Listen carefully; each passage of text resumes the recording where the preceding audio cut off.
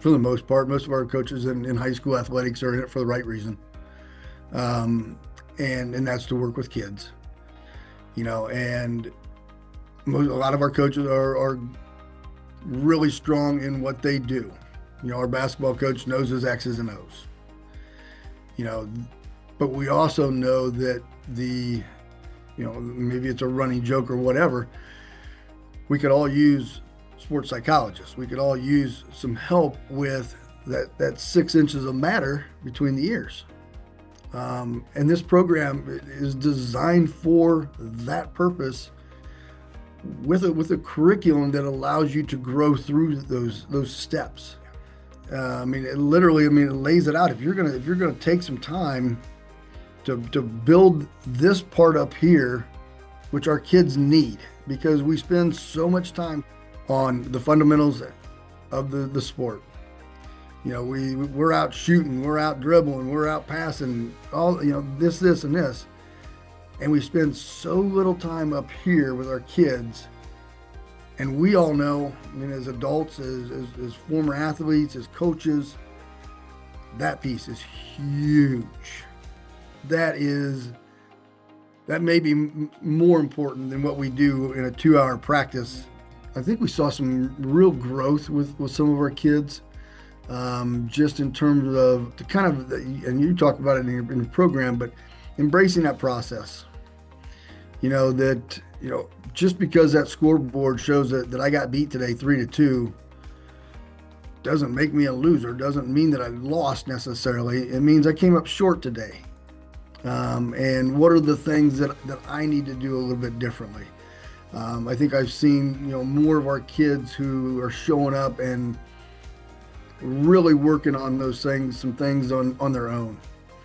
And I think some of that comes from the program a little bit, that mindset of, what am I doing to make myself better on a daily basis?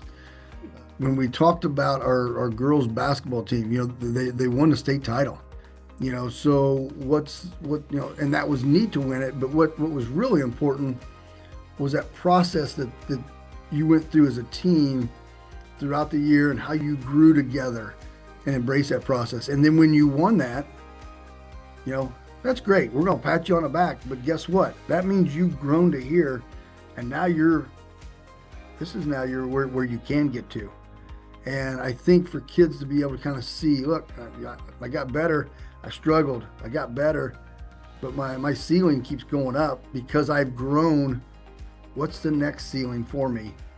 And I think that's important for them to understand as just as people, that we're always improving, but being able to handle the struggles, and being able to look at a kid and try to talk through it, with some of the language that we've received and used or heard and brought in, incorporated because of your program. I think we can try to get a kid maybe back on track a little bit quicker, and I think if as our kids have kind of heard that multiple times, the hope is that we see that growth. I've got a sophomore and junior baseball player, just for examples, who they are so hard on themselves, and we keep talking about this, like, dude, you're going to struggle. You're going to struggle out here. You're going to struggle when you go to college. You're going to struggle in the relationship with your parents sometimes. And how do you reset yourself? And so I think that's a valuable piece of that program. But our upper class kids who sat through multiple sessions, I think really gained some good insight into how their brain works and how their brain thinks, and what they can do to overcome, and how they can kind of plan that next step for themselves, even when they fail a little bit and struggle a little bit. Can they make that next jump, not only in their athletic endeavors, but in their life? I tip my hat to you. I appreciate the partnership. I think it's been very good for our programs. I think that the mental piece of this program and the curriculum that it comes with can be huge for your program. Hi, I'm Kelby Weybright, Athletic Director at Norwell High School, and we are a Champions 101 school and proud to be one.